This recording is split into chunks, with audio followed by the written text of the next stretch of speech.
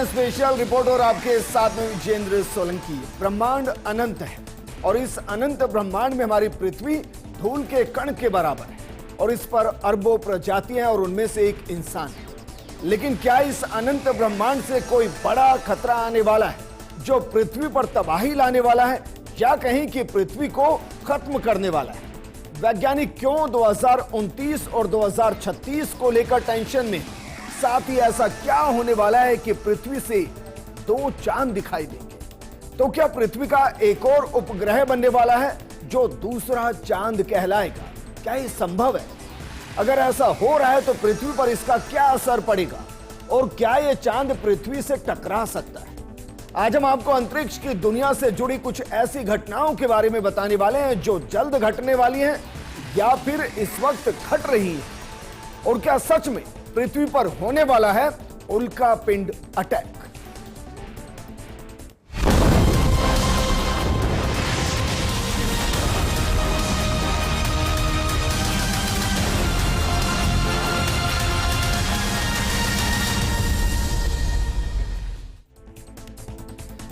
दरअसल बीते कुछ दिनों में जो खबरें अलग अलग मीडिया साइट्स और सोशल साइट्स पर चली हैं वो बेहद दिलचस्प है, या कहीं की डराने वाली है। जरा उनमें से एक हम आपको दिखा रहे हैं, देखिए जरा कि क्या कुछ कहा जा रहा है। ये दरअसल द तत्व के नाम से एक सोशल साइट जिस पर लिखा गया है कि एक मेटेरॉइड्स टकराने वाला है। तारीख उसमें दी गई है 12 जुलाई 2038 और जो टकराने की प्रोबेबिलिटी यानी कि जिस चांस का जिक्र किया गया है वो चांस बताया गया 72% चांस। 72% कम नहीं होता है, 72% बहुत ज्यादा होता है, क्योंकि हम आगे चलकर इस प्रोग्राम में एनियोस के बारे में बताएंगे, यानी कि नियर अर्थ ऑब्जेक्ट के बारे में कि उनकी प्रोबेबिलिटी हाई रिस्क के तौर पर कितने % है। लेकिन अगर इसको सही माने तो क्या वाकई में 72% चांस है कि पृथ्वी 12 जुलाई 2038 को खत्म हो जाएगी? दरअसल जो टकराते हैं वो एस्ट्रॉइड्स होते हैं जिन्हें हम अलग अलग नामों से जानते हैं। हम इन्हें उल्का पिंड के नाम से जानते हैं, धूमकेतु के नाम से जानते हैं, क्षुद्र ग्रह के नाम से जानते हैं। लेकिन ये कितने खतरनाक होते हैं इसको समझने के लिए समझिए कि ये पृथ्वी के लिए हमेशा से ही एस्ट्रॉइड खतरनाक रही। इतिहास में पृथ्वी पर एस्ट्रॉइड की टक्कर होती रही है। चिकसुलभ, ये आपने सुना होगा। ये घटना घटी कब घटी? लगभग 6.6 करोड़ साल पहले।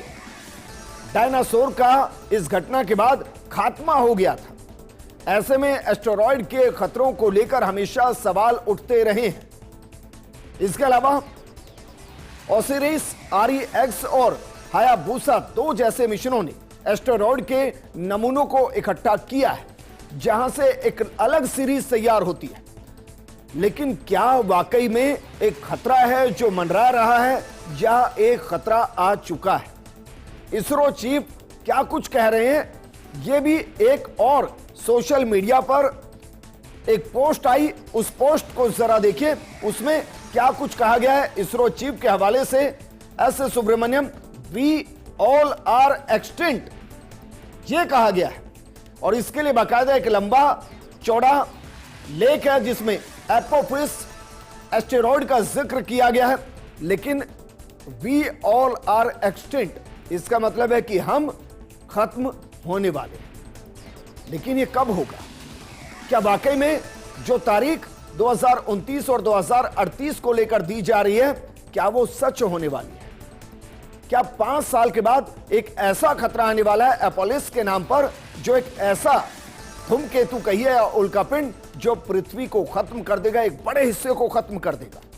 दरअसल ISRO chief doctor S Somnath ने एक इंटरव्यू में चिंता जाहिर की। उन्होंने कहा कि अगर एपोफिस एस्टेरॉयड धरती से टकराता है तो इंसानियत खत्म हो जाएगी। इसरो इस समय लगातार इस एस्टेरॉयड पर नजर रख रहा है। इस खतरनाक एस्टेरॉयड का नाम है एपोफिस। ये 3 फुटबॉल स्टेडियम के बराबर है। इसकी खोज साल 2004 में हुई और वैज्ञानिकों को आशंका है कि यह धरती से टकरा सकता है। हालांकि संभावना बेहद कम है, लेकिन साइंटिस्ट टक्कर में मानकर चल रहे हैं कि एक बड़ा इंपैक्ट हो सकता है। एस्टेरॉयड एपोफिस 1230 फीट चौड़ा है और यह 2068 में धरती से टकरा सकता है, लेकिन उससे पहले 2 बार धरती के पास से निकलेगा। एक तो अभी से महज 5 साल बाद, तारीख है 13 अप्रैल 2029, तब यह धरती से मात्र 32,000 किलोमीटर दूर से निकलेगा। इससे ज्यादा दूर तो भारत के जियो स्टेशनरी सैटेलाइट्स हैं। दूसरी बार साल 2036 में पृथ्वी के नजदीक से निकलेगा। इसरो का अंदाजा है कि 300 मीटर बड़ा एस्टेरॉयड अगर धरती से टकराता है तो वो पूरे एशिया को खत्म कर देगा, और इसके हिसाब से एपोफिस बहुत बड़ा है। और अगर वो टकराया तो बताना मुश्किल कि फिर क्या होने वाला है। लेकिन इसरो चीफ एस सुब्रमण्यम के हवाले से एक और आर्टिकल छपा। उस आर्टिकल के अंदर जो बताया गया वो और ज्यादा डराने वाला है। जरा इसको भी देखिए कि उसके अंदर क्या कुछ लिखा हुआ है, क्योंकि उसके अंदर जो लिखा हुआ है वो लिखा गया है कि earth destroying asteroids heading towards us, और आगे क्या लिखा हुआ है, मार्स माइग्रेशन एन ऑप्शन, यानी कि चंद्रमा पर रहना ही अंतिम ऑप्शन है, और all global space agencies are working on it. लगातार अंतरराष्ट्रीय स्पेस एजेंसीज इस पर काम कर रही है कि अगर पृथ्वी खत्म हुई तो फिर चंद्रमा पर रहना पड़ेगा, चांद पर रहना पड़ेगा। लेकिन इंटरेस्टिंग चीज, इसी महीने के अंत में पृथ्वी को एक और चांद मिलने वाला है। आपने सुना होगा, देखा होगा, पढ़ा होगा कि पृथ्वी से सिर्फ एक चांद ही जुड़ा है उपग्रह के तौर पर, और उसे चंदा मामा हम कहते हैं लोरियों में, कहानियों में। तो क्या एक और चंदा मामा पृथ्वी के उपग्रह के तौर पर आने वाला है, यह भी हम आपको बताएंगे। लेकिन जिनका हम जिक्र कर रहे हैं, यानी कि उल्कापिंड, धूमकेतु, क्षुद्र ग्रह, वो किस तरीके के होते हैं, इसको समझने के लिए जरा सोचिए। जिसको हम एनियोस कहते हैं, नियर अर्थ ऑब्जेक्ट, वो कितने तरीके के होते हैं और वो किस तरीके से डिफाइन होते हैं, इसको जरा हम आपको समझा रहे हैं। फिर आपको बताएंगे कि 2 चंद्रमा की थ्योरी किस तरीके से काम करती हुई नजर आएगी। इसमें जरा देखिए, नियर अर्थ ऑब्जेक्ट्स जो होते हैं वो कितने 5 तरीके के बेसिकली होते हैं। सबसे पहले होते हैं एस्टेरॉइड्स, जो पत्थर और मेटल के बने होते हैं। हम इनकी जगह भी बताएंगे कि सौर मंडल के अंदर एस्टेरॉइड बेल्ट कहां पर मौजूद होती है और वहां से किस तरीके से एस्टेरॉइड पृथ्वी की तरफ आते हैं। दूसरे होते हैं कॉमेट्स, जो बर्फ, पत्थर और मिट्टी से बने होते हैं। इनकी भी बाकायदा एक बेल्ट है और इसे प्लूटो का घर भी कहते हैं। लेकिन वहां से किस तरीके से ये पृथ्वी की तरफ आते हैं, खतरनाक होते हैं, ये भी हम आपको बताएंगे। क्योंकि अगर पृथ्वी को सबसे ज्यादा खतरा किसी से है तो वो कॉमेट्स से है। इसके अलावा मेटेरॉइड्स, एस्ट्रॉइड्स या कॉमेट्स का जो छोटा टुकड़ा जो ट्रैवल करते हुए पृथ्वी के गुरुत्वाकर्षण बल की वजह से पृथ्वी की कक्षा में एंट्री कर जाता है, यह टुकड़ा जब धरती की कक्षा में आ जाए तो ये मेटेरॉइड्स कहलाते हैं, मिटियोर्स कहलाते हैं। और जब ये पृथ्वी पर गिर जाए, आपने देखा होगा पृथ्वी पर उल्कापिंड की वर्षा होती है और बहुत से उल्कापिंड पृथ्वी की सतह पर आकर गिर जाते हैं। जो गिर जाते हैं, जो पृथ्वी की कक्षा को क्रॉस करते हुए पृथ्वी की सतह पर आते हैं, वो मेटेरॉइड्स कहलाते हैं। हालांकि सब एक तरीके से एनियोस ही है, लेकिन वो किस तरीके से इस पूरी प्रक्रिया का हिस्सा बनते हुए पृथ्वी की कक्षा को क्रॉस करते हुए पृथ्वी के अंदर आते हैं, उसके हिसाब से उनमें एक नाम दिया गया है। लेकिन जो हमें फोकस करना है इस प्रोग्राम में वो एस्टेरॉइड्स और इसके अलावा कॉमेट्स पर करना है। अब हमने कहा कि क्या वाकई में पृथ्वी को एक और चांद मिलने वाला है। यह कहानी थोड़ी इंटरेस्टिंग है और ये इसी महीने के अंत में आपको दिखाई देगी, क्योंकि पृथ्वी पर मून है और मिनी मून की तैयारी की जा रही है, जिसको हम यहां भी दिखा रहे हैं। 2024 PT5 इसको नाम दिया गया है। दरअसल पृथ्वी के चंद्रमा को जल्द ही एक अस्थायी छोटा साथी मिलने वाला है, जिसे मिनी मून कहा जा रहा है। और इसका नाम जो दिया गया है एस्टेरॉइड 2024 PT5, 7 अगस्त 2024 को इसको खोजा गया और इसका आकार 10 मीटर के आसपास, यानी कि लगभग 33 फीट के आसपास है। उल्कापिंड को 7 अगस्त को एटलस का उपयोग करके देखा गया था। यह 2 महीने तक हमारी पृथ्वी के चारों तरफ घूमता रहेगा। एक तरह आसमान में 2 महीने तक एक नहीं 2 चांद दिखाई देंगे और यह वाकई में दुर्लभ घटना है। उल्कापिंड पृथ्वी के गुरुत्वाकर्षण के दायरे में आएगा और यह 29 सितंबर से 25 नवंबर तक पृथ्वी की परिक्रमा करता रहेगा और ये 70 से ज्यादा दिन जब हमें अपने आसमान में एक नहीं 2 चांद नजर आएंगे। लेकिन जो आ रहा है वो चांद नहीं है, वो दरअसल एक एस्टेरॉइड्स है, वो दरअसल एक क्षुद्र ग्रह है। लेकिन ये कहां से आते हैं? तो चलिए एक तस्वीर के जरिए आपको यह भी समझाते हैं कि उल्कापिंड, क्षुद्र ग्रह ये कहां से आते हैं। धूमकेतु, कॉमेट्स जिसको कहते हैं, ये कहां से आते हैं इसको भी जरा समझिए, क्योंकि ये एक बार आपने अपना पूरा सौरमंडल पढ़ा होगा तो ये दरअसल सूर्य है। सूर्य से अलग अलग ग्रह मर्क्यूरी, वेनस, अर्थ, मून, जो कि अर्थ का उपग्रह, और यहां पर एक और मिनी अर्थ आपको नजर आएगा 29 सितंबर से नवंबर तक। लेकिन ये कहां से आएगा? ये दरअसल आएगा एस्टेरॉयड बेल्ट से, और ये एस्टेरॉयड बेल्ट जो है वो दरअसल मार्स और जुपिटर के बीच में है।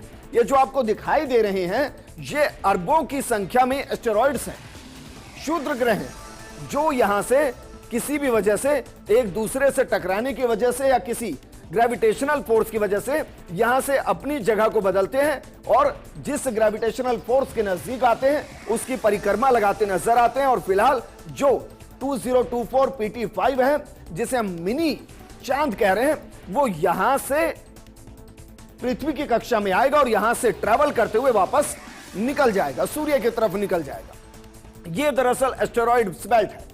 यहां से अमूमन क्षुद्र ग्रह आते हैं, उल्कापिंड्स आते हैं, लेकिन दूसरी क्यूपलर जो बेल्ट है ये दरअसल प्लूटो से आगे चलकर है।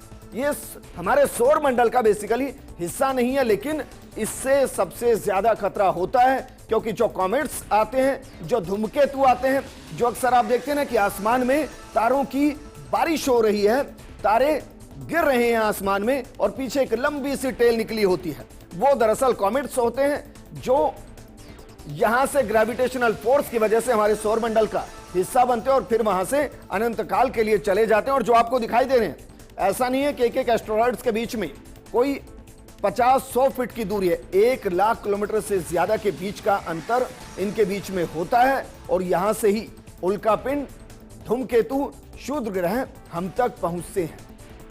लेकिन सवाल यह है कि जो कहा जा रहा है कि पृथ्वी से टकराने वाले हैं, उल्कापिंड टकराने वाले हैं, धूमकेतु टकराने वाले हैं, क्या वाकई में मुमकिन है?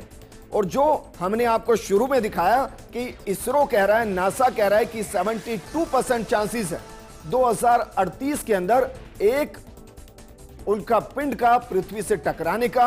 और जो फिलहाल मिनी मून है, क्या वो पृथ्वी से टकरा सकता है? इसको समझने के लिए आपको बाकायदा और पूरी लिस्ट समझनी पड़ेगी, जो एनियोस की लिस्ट है, यानी कि वैज्ञानिकों ने अभी तक कौन कौन से उल्का पिंडों को चिन्हित किया है जो आने वाले वक्त में पृथ्वी से टकराने वाले हैं। वो कब टकराएंगे, वो कितने बड़े होंगे, कितनी तबाही लेकर आएंगे, ये भी आपको समझाते हैं। जरा इसको भी समझने की कोशिश कीजिए। दरअसल ये नियर अर्थ ऑब्जेक्ट कोऑर्डिनेशन सेंटर की साइट है, ऑफिशियल वेबसाइट है।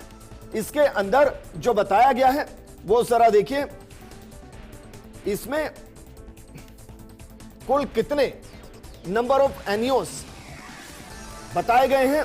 ये जो संख्या बताई गई है, ये संख्या है एनियोस की 1655, यानी कि फिलहाल 1655 एनियोस हैं जिनको अभी तक ढूंढ लिया गया है और जिनको पृथ्वी के लिए खतरा बताया गया है। लेकिन क्या वाकई में इनमें से किसी एक की भी प्रोबेबिलिटी, संभावना 72% है आने वाले 10 साल में, 20 साल में, 50 साल में या 100 साल के अंदर? यह दरअसल हाई रिस्क जो लिस्ट है उसको समझने की जरूरत। और तो चलिए उस लिस्ट को हम समझते हैं, क्योंकि जब हम इसमें आएंगे तो 1665 की बाकायदा लिस्ट है। और यह दरअसल वो लिस्ट जिसके अंदर ऑब्जेक्ट के बारे में, उसके डायमीटर के बारे में, उसके इंपैक्ट के बारे में और वापस वो कब पृथ्वी से टकराने की संभावना बना सकता है, इसके बारे में पूरी जानकारी दी गई है। शुरुआत से शुरू करते हैं। जरा देखिए, इसमें जो पहला जिसको सबसे हाई रिस्क पर रखा गया है, वो है 2023 VD3। इसका मतलब इसको खोजा गया 2023 के अंदर, और इसकी जो डायमीटर है वो कितना है 11:24, यानी कि लगभग 33 फीट बाय 65 फीट के आसपास का, 65 से 70 फीट के आसपास का इसका डायमीटर है। इसको टकराने की जो तारीख है वो तारीख कितनी है, इसको जरा जूम कर लेते हैं ताकि आपको ये बहुत आसानी से समझ में आए। जरा देखिए, इसकी जो टकराने की तारीख दी गई है वो तारीख दी गई है 8/11/2034। बाकायदा इसका टाइम भी बताया गया है।